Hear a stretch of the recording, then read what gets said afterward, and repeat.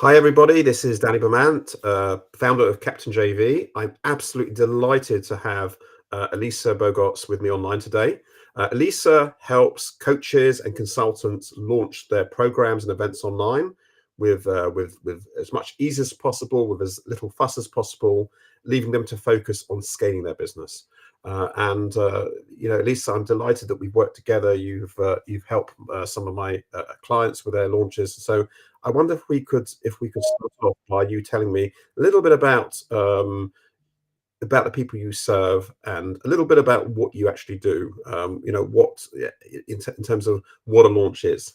So tell us Yeah. about it. Thanks, Danny. Yeah, I'm just excited that we're doing this. I know we're been trying to get this going for a while, and I'm super excited that we're here. And I think that JVing, and I love that we've become sort of partners and work together, because JVing is a huge part of launching. Yeah, so like you said, I work with coaches and I help them. When you start scaling your business is really when you start doing launches, and I really help them because a launch, it's like, so you have a group program. The start of that group program is when your launch is basically. So you're launching, say, a new book, or maybe you're launching a book, or you're doing a summit or a giveaway or something like that. And a launch is kind of like the whole process that goes around it, everything that leads up to like the start date of your program, and then even within the program itself. And so I help people with all of that because there are a ton of moving pieces and it can be really overwhelming. So I help them kind of deal with that overwhelm because there's so much to do. And even, if it's your first time or you've done a few times, you can sort of get lost on where to start.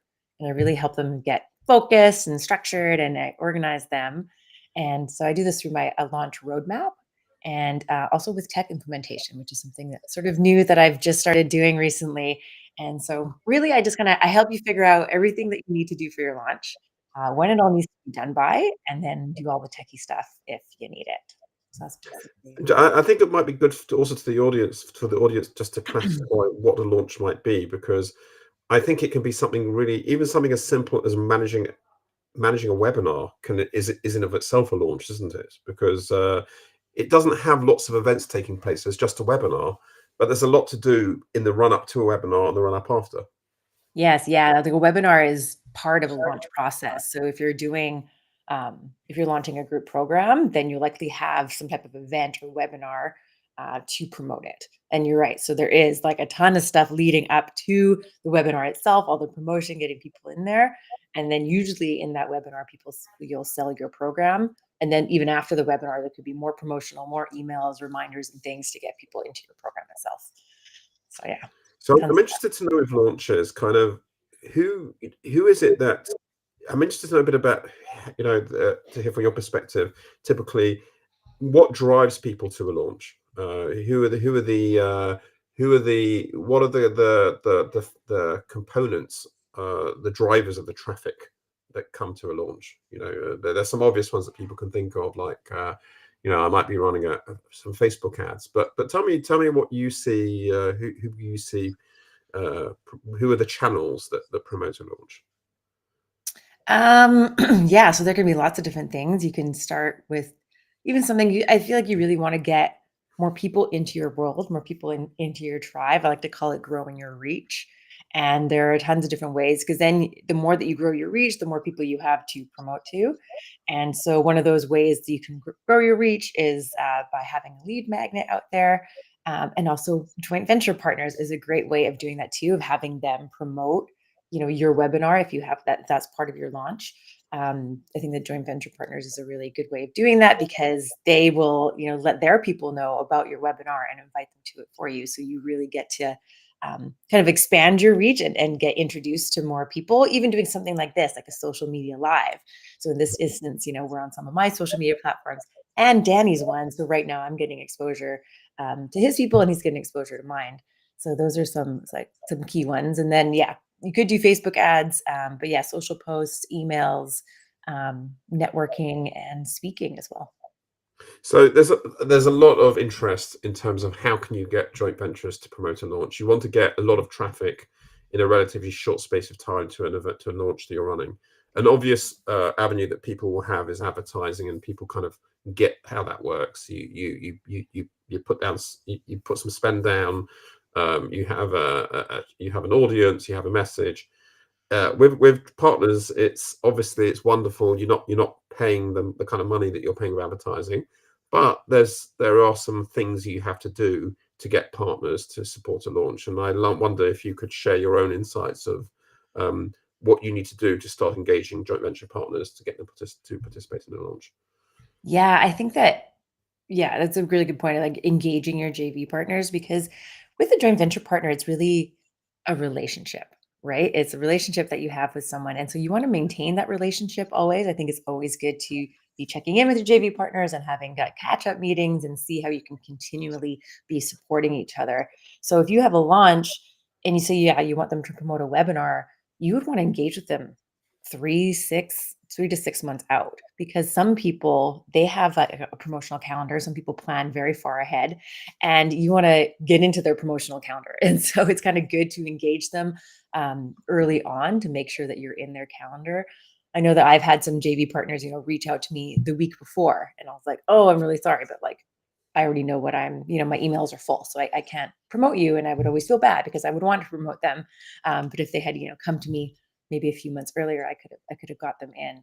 So yeah, so I think that's one thing, and even then, like I said, you want to be building that relationship. So you don't just want to like reach out to your JV partners and be like, hey, promote me or promote me. You always there's got to be give and take with a relationship. And so make sure that you always ask how you can support them. Um, yeah, so I'd say engage them, yeah, 3 to 6 months out, get on their calendar. And then of course, you want to provide them things. You want to provide them like swipe copies, so that if they are promoting your event, they know exactly when it is, what the promotional period is, and you can give them some like email copy of something that they could, if they wanted to use your copy, email their list or social media posts and graphics and things like that, to make it really, really easy for them to promote you. You don't want to be, or not give them everything that they need, so they have to really like think about it, and it's a bit of a difficult thing. You want to just like make it super easy for them and give them everything that they could use, so that, yeah, it's really easy to promote you.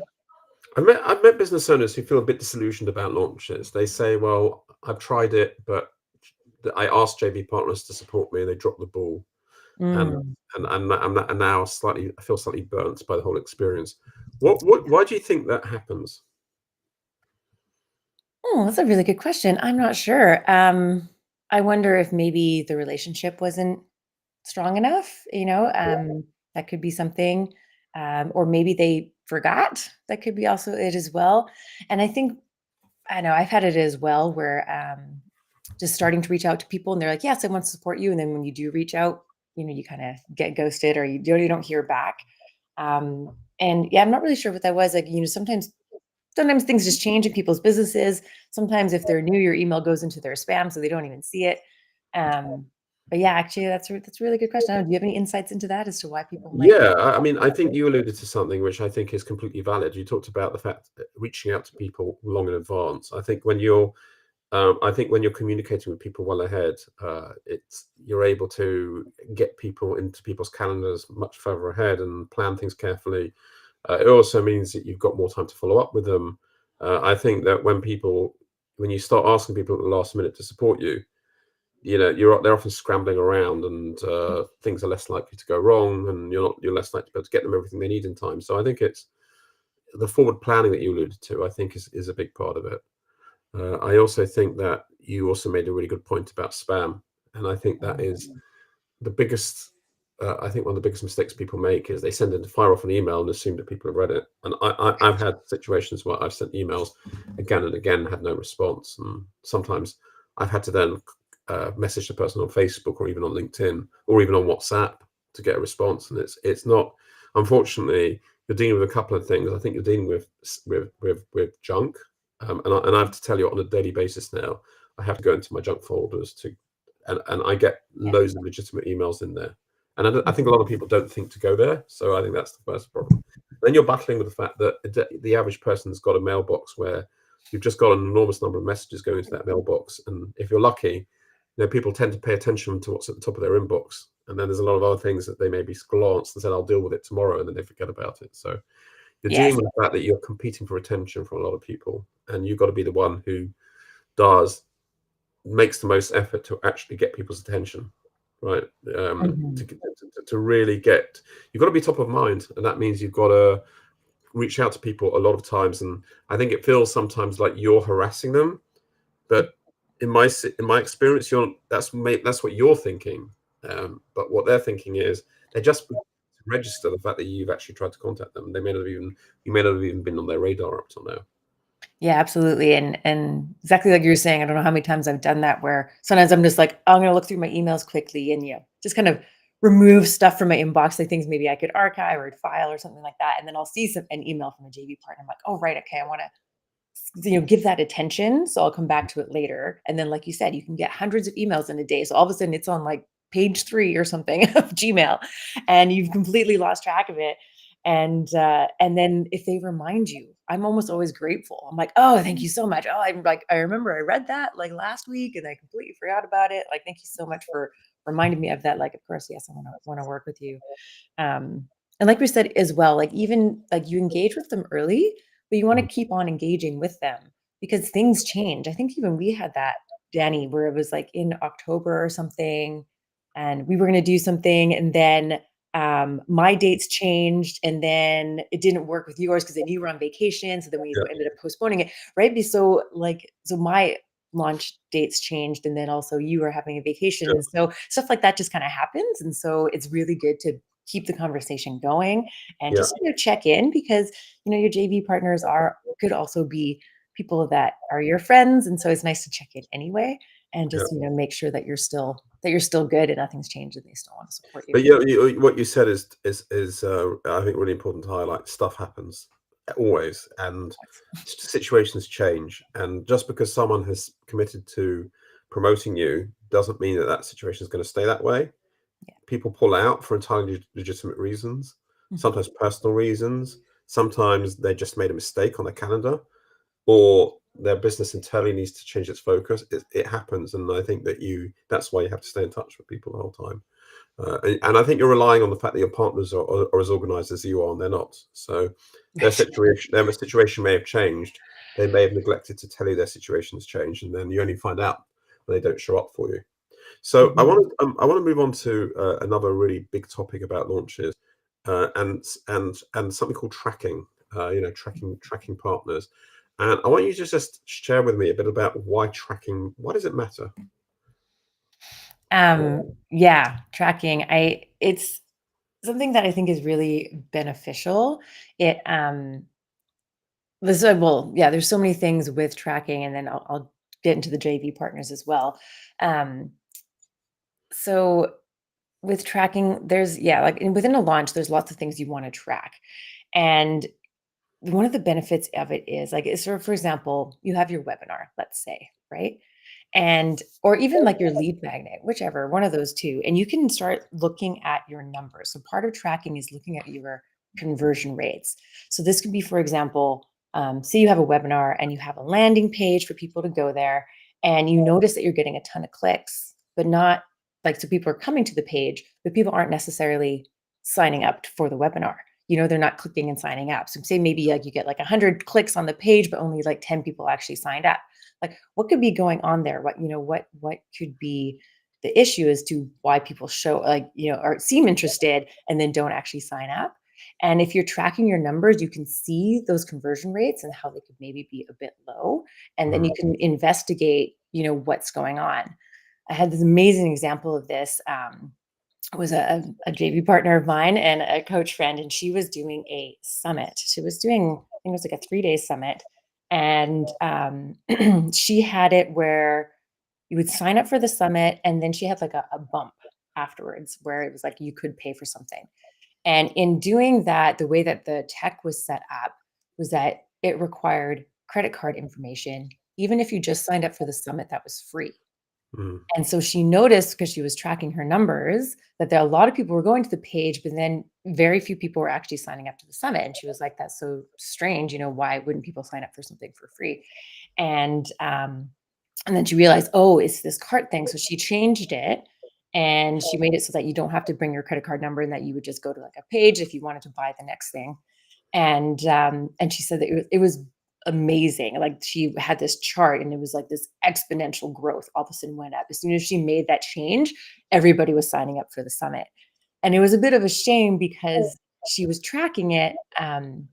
But when she kind of really dove into the numbers to figure out what was wrong, one of her bigger JV partners who had like a really big list was only committed to sending one email, and that person had already emailed.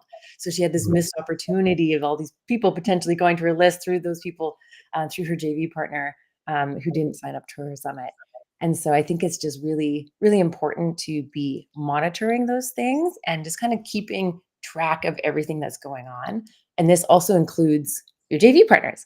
So with your JV partners, you can I like to use Google Sheets. That's kind of what I use for all my planning. And so in my Google Sheets, I have a tab, and in there I'm like, okay, so I list out, what JV partners told me that they're gonna help me promote. I put in there like their affiliate link, their email, like their phone number, and if they did tell me the dates that they're gonna promote, sometimes people will commit to dates.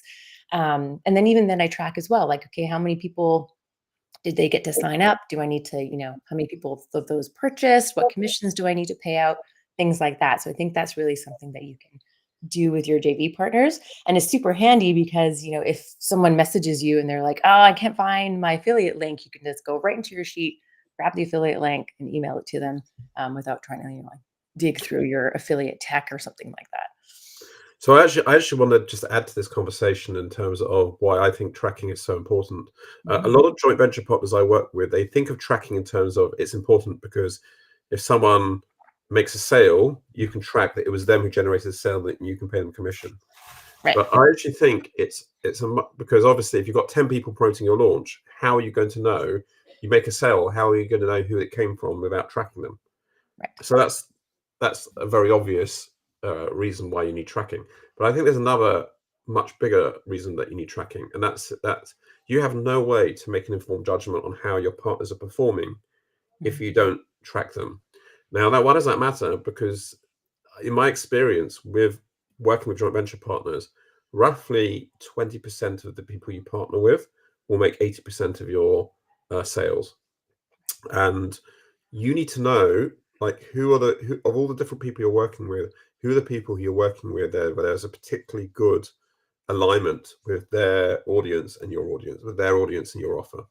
And without tracking, you have no way. You're basically just feeling around the dark, and you have no idea, like, who are the people you really want to work more closely with, who are the people where there's clearly not a fit with your audience and them. So I think that's why tracking matters. But I think there's also another thing where I think tracking is really useful.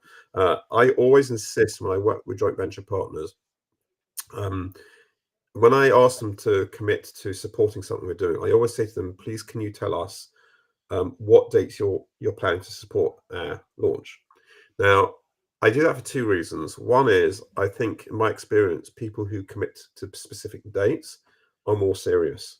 Right now, not always. Some people just often don't know what dates they're promoting until the last minute. But generally speaking, it's an indication of how committed they are. But the other reason I ask for dates, and this is what I actually say to partners, is can you please let me know the dates you're supporting our launch so that I have them logged on our system? And the reason I ask for that is that if for any reason they say they're promoting us on the 7th of January, and when the 7th of January comes and goes, and I see nothing showing against their affiliate link, it means I've got a way immediately to see something's not working here, right? So they may have promoted us, and they did not enter the link correctly. There's all sorts. I don't want to go into the technical side, but there's all sorts of reasons why that might happen. But you have no way of staying on top of things like that if you don't know. By having tracking, by having links, you can track. When people are sending, and that makes it's much easier to monitor what's working and not working. Absolutely. Yeah. That's a really good point. You can track those links as well. Yeah. Because you're right. Because something could be broken and you need to go fix it and and see what's going on. And I also really love the point you made about, um, is what you're offering or what you're asking them to promote for you a right fit for their audience? Because then, they might be wonderful people that you want to continue working with, but part of it is that you have the same, like a similar audience that they're people that were within your tribe. And so And therefore that's only the way the promotions work. Yeah, So it's really is your vibe right for my audience? correct. I think that when you're saying, right, I'm going to promote your launch, you're taking a risk because you're saying you don't want to alienate your audience, you don't want to lose subscribers. So you need to know that what you're promoting, your audience has. You bet your audience like it. So if you see if your launch is being tracked, and you see like a high number of people are clicking through and opting in, that is a vote of confidence in what you're promoting. On the other hand, if there's very few opt-ins, that's obviously a vote of no confidence or low Mhm. confidence. And you want to obviously make sure your audience is being served things that matter to them, and that the only way you can monitor that is with tracking links. The tracking. Exactly. Exactly. And yeah, and I feel like sometimes people can jump to conclusions if, they had a launch and they're asking people to promote their webinar, and then they look and they see someone had 0 opt-ins, one of their JV partners, Yeah, or, not many clicks, and they might immediately assume, "Oh, that JV partner's no good. They didn't promote for me. They lied to me, or they ghosted me," or whatever, they might yeah, immediately jump to that conclusion. But like we were just discussing, there could have been something wrong with their link. Maybe it didn't vibe with their audience at all, so maybe just wasn't a good fit. And so it's really good to look into that and investigate it and have the conversation with them afterwards and kind of, and then if it's not a good fit, then that's all right. And you can find another partner that does fit better. yeah, And you always need to remember that, what is the average email open rate? Like 30% or something like that. So if you have 1,000 people in your email list as a part of your tribe, only 300 of them are actually opening your email. The other, 700, maybe they'll never work with you, but they could possibly work with your JV partner. So if you're yeah, promoting them and you really believe in their product and who they are and what they do and, who they serve, those people might be better suited for them. So it's always good to just remember that not everybody, on your list is going to necessarily buy from you, but they may buy from your partner, yeah. and then you might indirectly benefit from that by getting commission. I agree. I agree. I think there's actually something else to say about tracking, which I think is worth thinking about, which is that tracking, when you see how you perform with a partner, it just enables you to ask the right questions, because sometimes, and I've seen this, sometimes you work with someone and the results are not great. But it's an opportunity for you to then go back to the partner and say, this didn't work very well. What might have gone wrong? Because sometimes it's Mhm, not necessarily there isn't a fit, but it might be, for example, that your partner promoted at a bad time. I work with one client where is their list basically is inactive over October. Why? Because interestingly, that list is a large proportion of the people on the list are Jewish, and a lot of them are off work celebrating Jewish festivals. So they're not actually going to be very responsive to anything that's said during October. It's actually probably good for that JV partner not to really promote in October.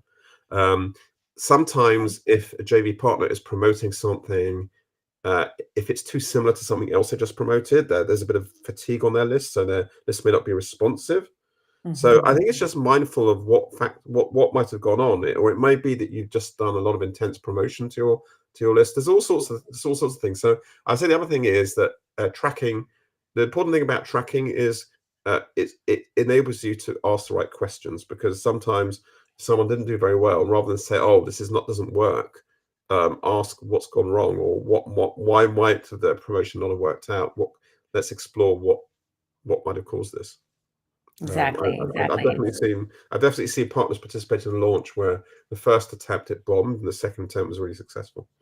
right, Um, it's exactly. also I think the other thing about tracking I'm just going to add is with launches, different audiences respond to different things. So sometimes some audiences love freebies. They want instant gratification. They want something they can just download and read, and that's it. Some audiences are more interested in live training, live events. So I think it's also trying to understand that. That's again why tracking is good, because it helps you to understand what does someone's list respond better to. Uh, Exactly, and as part of that launch, you could do that as well. If you like I was talking earlier about having a lead magnet as a way to, you know, get your word out there. So if you know that your JV partners, they respond better to a freebie, then maybe offering asking your JV partner to promote your lead magnet as opposed to your event would work better. And then once they're in their world, you could invite them to your event afterwards, or Yeah, maybe if their list responds more to events and you just ask them to promote your event, you wouldn't ask them to promote your lead magnet for you. Or some people are really happy to promote both, maybe if they're going to send you 2 emails for you, they could do the lead magnet first and then your webinar second. So there's lots of, different ways that you can get help from your joint venture partners and really customize the way that they can support you. that's great. Elisa, that's been a really, really fascinating conversation Okay. about launches and partnerships. And so thank you so much for joining us today. Yeah, no problem at all. And I just wanted to say that I have an event happening tomorrow. It's called an Ask Me Anything. So if in talking about this today, you were like launching, like I want to know more, I have questions, or I've got a launch coming up, and I'm like, I would love to speak to an expert about it. I'm actually doing it's like a 90-minute Ask Me Anything on Zoom. It's on Wednesday, November 27th, and I think it's at 11 o'clock Pacific, 2 o'clock Eastern. And I'll be there also with a JV partner, Kimberly Whitecamp, and she's an expert in messaging. And then I'm also an expert in launching. And so we'll be there and you can just come with your questions and you will get like direct answers to your questions. So yeah, I'll put a link to the Zoom registration in the comments in the event here on LinkedIn. And yeah, please join me. That'd be amazing. Really looking forward to that. Thanks. Awesome. Well, Okay. thank you so much, Danny. This has been wonderful. I love having a conversation with you and that we are joint venture partners and doing something like this together. Thank you so much. It's fantastic. Thank you so much, Elisa.